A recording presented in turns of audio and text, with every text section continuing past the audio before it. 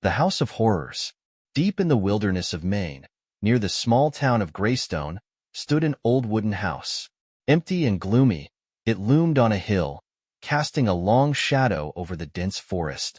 The locals avoided it, whispering tales of dark forces dwelling within. But for a young couple, Kevin and Sarah, the place seemed perfect for a fresh start. Kevin worked as an engineer, and Sarah was a photographer. They had long dreamed of a quiet life in nature with their 2-year-old daughter, Lily.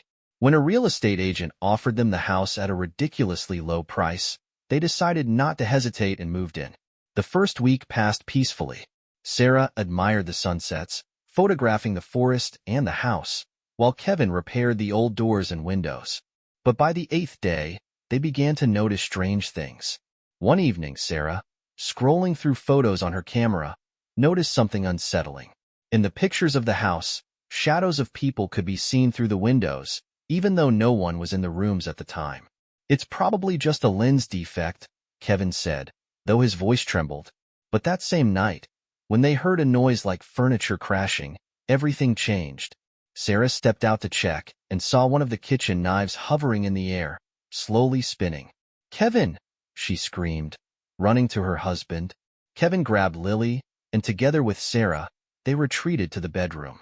They locked the door and stayed awake until dawn. The next day, Kevin decided to explore the house's basement, which the agent had warned them about.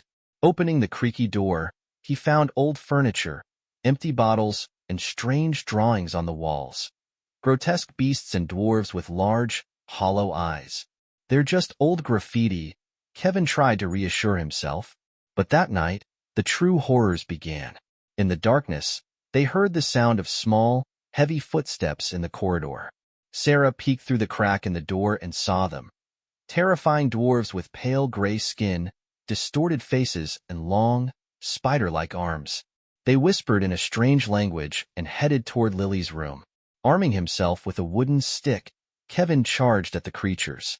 The dwarves vanished into the darkness, but moments later, horrifying sounds echoed from deep within the house.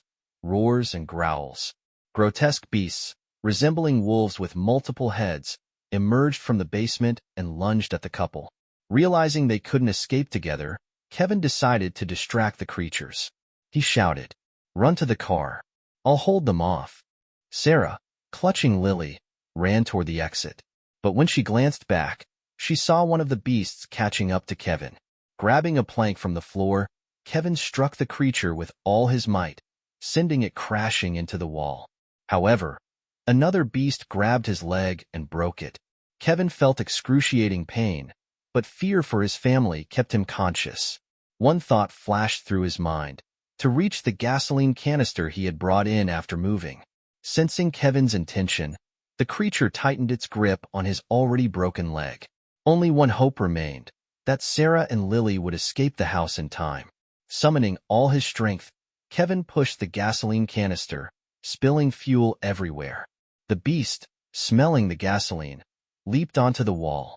Kevin, with his last ounce of strength, lit a match, and flames engulfed the house, forcing the creatures and dwarves to vanish into the darkness. Sarah barely managed to escape with Lily as the house collapsed.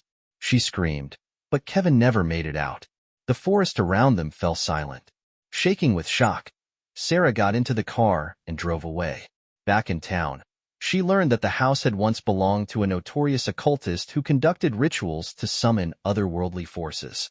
Sarah and Lily survived, but every night, the little girl woke up in tears, whispering, "Daddy is in the fire, but he's protecting us." Sarah knew Kevin had sacrificed himself to save them. Though she never returned to that house, its shadow haunted her dreams.